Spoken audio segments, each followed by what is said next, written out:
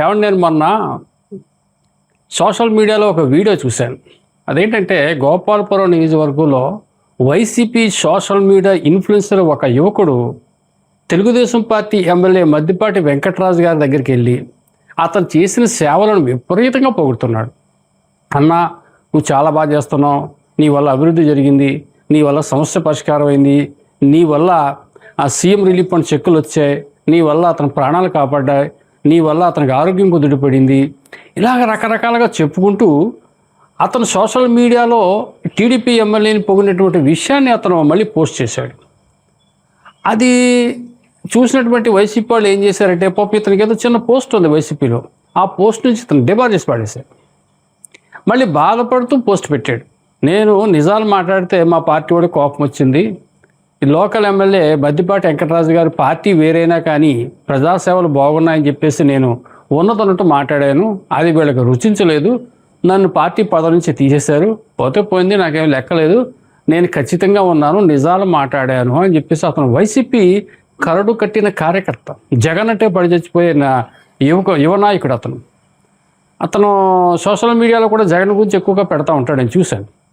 So ఆ social మీడియాలో ఆ పోస్టులు చూసిన తర్వాత నాకేమనిపించిందంటే, ఏదో గోపాలపురం నియోజకవర్గంలో ఏదో ఇష్యూ జరుగుతుంది, లేకపోతే వైసీపీ వాళ్ళు ఈ టీడీపీ ఎమ్మెల్యేస్ కానీ జనసేన ఎమ్మెల్యేస్ కానీ ఎప్పుడు దొరుకుతారా, ఎప్పుడు వీళ్ళు బ్యాడ్ చేద్దామా అని చూసేవాళ్ళు ఉన్నటువంటి ఈ తరుణంలో వైసీపీ సోషల్ మీడియా ఇన్ఫ్లుయెన్సర్ అయ్యుండి ఇతను అక్కడ లోకల్ ఎమ్మెల్యేని టీడీపీ ఎమ్మెల్యేని పొగటం ఏంటి అని చెప్పేసి నేను ర్యాండమ్గా ఆ నియోజకవర్గంలో చిన్న సర్వే చేయించుకున్నాను నాకున్నటువంటి మీడియా మిత్ర బృందంతో. ఆ గోపాలపురం కాన్స్టిట్యున్సీలో నల్లజిల్లా, దేవరపల్లి, ద్వారకా తిరుమల ఇటువంటి కొన్ని ప్రాంతాల్లో ర్యాండమ్గా సర్వే చేయించుకుంటే నాకు కొన్ని విషయాలు తెలిసాయి. ఆ విషయాలు నాకెంతో ఇంట్రెస్టింగ్ అనిపించాయి. వెంకటరాజు గారు చేసే సేవల్లో, అంటే అందరూ చేస్తున్నారు సేవలు, కానీ ఈయన చేసే సేవలు ఎందుకో నాకు కొంచెం కొత్త కోణాన్ని ఆవిష్కరణ జరిగాయి.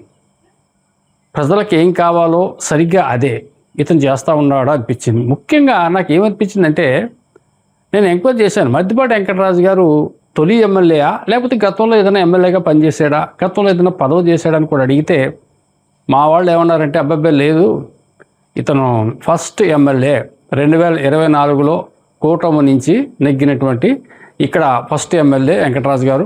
అంతకుముందు తెలుగుదేశం పార్టీ ఆఫీసులో పనిచేశారే కానీ ఏ పదవి, కనీసం పంచాయతీ వార్డు మెంబర్ పదవి కూడా ఇతను చేయలేదంటే నాకు ఆశ్చర్యం కలిగింది. ఎందుకు ఆశ్చర్యం కలిగిందంటే, ఇతను చేసే సేవ ఎలా ఉందంటే, తెలుగుదేశం పార్టీ పెట్టిన కాడి నుంచి 1983 నుంచి ఇప్పటిదాకా ఎమ్మెల్యేగా ఉండి ఆ అనుభవంతో కూడినటువంటి సేవలు ఎలా చేస్తారో ఇతను ఆ విధమైన సేవలు చేస్తూ ఉన్నాడు. ఇతను చేసే సేవలు అలా ఉన్నాయి. అతిశయోక్తి కాదు, గొప్ప కాదు, ఇతను పొగట్టం కాదు. దయచేసి ఇతనితో మాట్లాడుకుని ఏదో ఇంకో రకంగా చేస్తున్న వీడియో అయితే కాదు ఇది. మీడియా ఎవరైనా సరే ఇతని కోసం పాజిటివ్గానే స్పందించారు, కానీ ఇప్పుడు దాకా ఏ మీడియా కూడా ఇతని మీద నెగిటివ్గా స్పందించలేదు. అయితే సరే, ఏంటి ఇతను చేసే సేవలు అంటే, ప్రధానంగా ఇతను చేసేది నాకు బాగా నచ్చింది సీఎం రిలీఫ్ ఫండ్ అండి. నిజంగా సగటు జీవి ఏ క్షణాన ఏ ప్రమాదాన్ని పడతాడో ఎవరికీ తెలియదు, భగవంతుడికి తప్ప.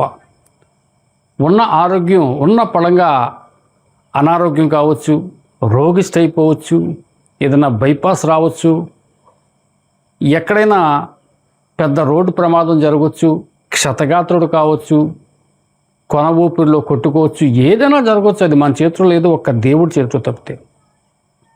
కానీ మన చేతిలో ఏముందంటే, ముఖ్యంగా రాజకీయ నాయకుల చేతిలో ఏముందంటే ఒకటే ఉంది, సాధ్యమైనంత వరకు అతనికి ఆదుకోవటం, అతనికి హెల్ప్ చేయటం. నిజంగా ఈ మద్దిపాటి వెంకటరాజు గారు అదే చేస్తున్నారండి. సీఎం రిలీఫ్ ఫండ్ ఇవ్వటంలో ఆయనే సాటండి. అందులో అతను కులాన్ని చూడలేదు, మతాన్ని చూడలేదు, ప్రధానంగా పార్టీని అస్సలు చూడలేదు.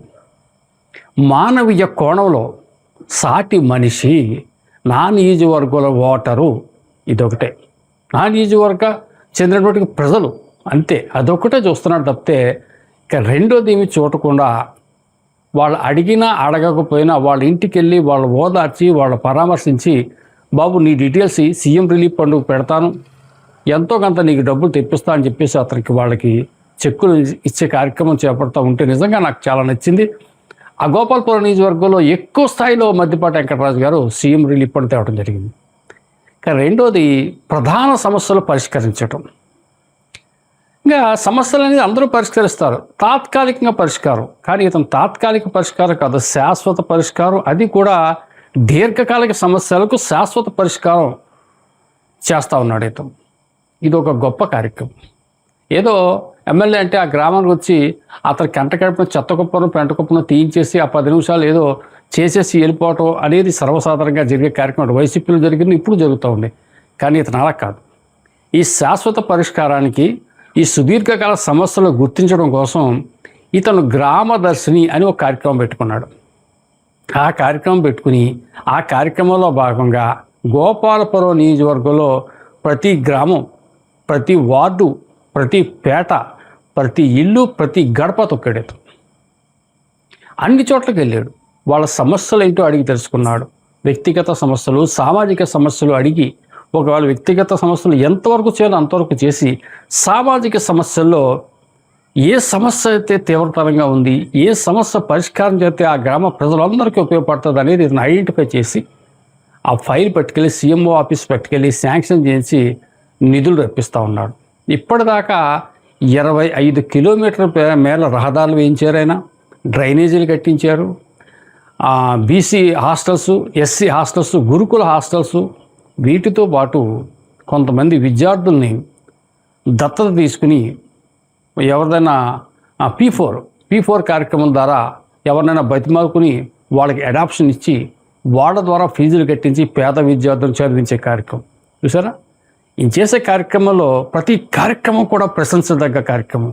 సీఎం రిలీఫ్ ఫండ్ కావచ్చు, సుదీర్ఘకాల సమస్యల పరిష్కారం కావచ్చు, పేద విద్యార్థులను చదివించడం కావచ్చు. ఇంకోటి ఏంటంటే ఈయన దగ్గర ఇంకో నైజం ఉంది. ఏంటి అంటే ఇతను అభివృద్ధి అనేది ఏదో చేస్తున్నాడని మనం అనుకుంటాం, కానీ ఇతను అభివృద్ధి నిధులు తెచ్చే వెనుక ఇతని కష్టం ఎలా ఉంటుందంటే, పూర్వం మనం చూసేవాళ్ళం రిటైర్డ్ అయిన ఉపాధ్యాయుడు తన బెనిఫిట్స్ కోసం ప్రభుత్వ కార్యాలయాల చుట్టూ తిరిగేవాడు. కలెక్టర్ ఆఫీస్ చుట్టూ, లేకపోతే ట్రెజరీ చుట్టూ వెళ్ళి వాళ్ళ అధికారులతో అతను మొరపెట్టుకుని కూడా ఏమని, బాబు నా కూతురు పెళ్లి చేసి అప్పు అయిపోయాను, దయచేసి నాకు రావాల్సిన ప్రావిడెంట్ ఫండ్ లేకపోతే ఇతరత బెనిఫిట్స్ నాకు ఇప్పించాయా అని బతిమాలుకునేవాడు. అలాగే నేను ఇల్లు కట్టుకుని అప్పుల పాలు అయిపోయాను, రిటైర్డ్ అయిపోయాను, నా పెన్షన్ కూడా సగమే వస్తుంది, నాకు ఆ బెనిఫిట్స్ ఇప్పించవయ్యా అని చెప్పేసి చెప్పులు అరిగేలాగా డోర్ టు డోర్ ఆఫీసుల చుట్టూ గతంలో తిరిగేవాడు. మరి ఇప్పుడు ఉందో లేదో తెలియదు, కానీ అదే పద్ధతి నియోజకవర్గ అభివృద్ధి కోసం ఈ మద్దిపాటి వెంకటరాజు గారు తిరుగుతూ ఉన్నారు.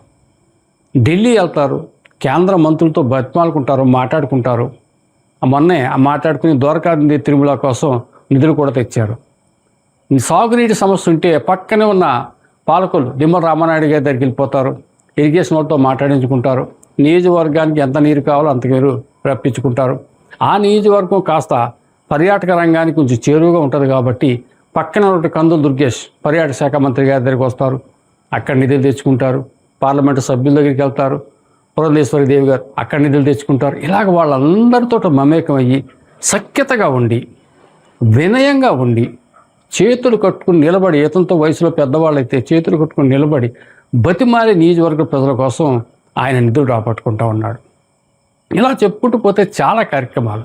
మొన్న మధ్యన రైతు కార్యక్రమం ఒకటి గోపాలపురం నియోజకవర్గంలోని ఇనాగ్రేట్ చేయాలని చెప్పేసి చంద్రబాబు నాయుడు గారు నిర్ణయం తీసుకుని అక్కడ ఇనాగ్రేట్ చేస్తూ ఉన్నప్పుడు ఆయన ప్రసంగంలో ఒక మాట అన్నాడు, నా కార్యకర్త కొడుకు మద్దిపాటి వెంకటరాజు గారికి నేను ఇక్కడ సీట్ ఇస్తే అతను గెలిచి ఎమ్మెల్యేగా మంచి సేవలు చేయటం నాకు చాలా గర్వంగా ఉంది అన్నాడు. అతను నిజంగా చంద్రబాబు నాయుడు గారితో అంత సర్టిఫికేట్ తీసుకున్నాడు అంటే ఇతనిలో ఎంత కష్టం ఉంది, ఎంత నిజాయితీ ఉంది, ఎంత కమిట్మెంట్ ఉంది అనేది మనం అర్థం చేసుకోవాలి. ప్రధానంగా మనం ఫైనల్గా నేను చెప్పేది ఏంటంటే, చంద్రబాబు నాయుడు గారి యొక్క ఆశయాలు ఏంటి అన్నది ఇతనికి బాగా తెలుసు. అతని లోగొట్టు ఏంటి, అతను మనసు ఏ విధంగా ఆలోచిస్తుంది, అతను బ్రెయిన్ ఏ విధంగా పెడతాడు ప్రజల కోసం, గ్రామాల కోసం అనేది వెంకటరాజు గారికి బాగా తెలుసు. నేను ఎందుకంటున్నానంటే ఆయన దగ్గర చాలా కాలం పార్టీ ఆఫీసులో ప్రోగ్రామ్ కమిటీలో పనిచేశాడు కాబట్టి ఆయన విజన్ని పూర్తిగా ఆకళింపు చేసుకున్నటువంటి వ్యక్తి మద్దిపాటి వెంకటరాజు గారు. అందుకోసం ఇతను ఏం చేస్తారంటే గ్రామాల్లోకి వెళ్ళి ముఖ్యంగా సీ ఓటర్స్ ఎవరైతే ఉన్నారో వాళ్ళందరి దగ్గర కూడా చంద్రబాబు నాయుడు గారి యొక్క మనసులో ఏముంది, చంద్రబాబు నాయుడు గారి యొక్క వ్యూహం ఏంటి, ఆయన ఆలోచన తీరు ఎలా ఉంటుంది అనేది చాలా క్లియర్గా డీటెయిల్గా అతను సీ ఓటర్కి అందరికీ కూడా చెప్పి సక్సెస్ అవుతున్నాడు. ఒక చంద్రబాబు నాయుడు గారి గురించి మాత్రమే కాదండి, నారా లోకేష్ గారి గురించి చెప్తాడు, పవన్ కళ్యాణ్ గారి గురించి చెప్తాడు. అతను వీళ్ళందరి యొక్క ఆశయాలు ఏంటి అని ప్రజల్లో బాగా చెప్తారు. అదే కాకుండా ఇతను అప్పుడప్పుడు మంగళగిరి పార్టీ ఆఫీసులో కూటమి శాసనసభ్యులకి, ముఖ్యంగా టీడీపీ శాసనసభ్యులకి ట్రైనింగ్ ప్రోగ్రామ్స్ కూడా కండక్ట్ చేస్తూ చక్కని స్పీచ్తో, చక్కని ప్రసంగంతో ఎప్పటికప్పుడు ఎమ్మెల్యేని ఉత్తేజపరుస్తూ ఉంటాడు. Thank you. హలో, తెలుగు రాజ్యం ఛానల్ చూస్తున్నారా? సామాజిక, రాజకీయ, జీవన చిత్రణే తెలుగు రాజ్యం. అతిశయోక్తులు, అసత్యాలు ఉండవు. రాజకీయ కోణం కాదు, ప్రజా కోణమే కొలబద్ద. తెలుగు రాజ్యం వీక్షణ మీ ఉత్తమ అభిరుచికి నిదర్శనం.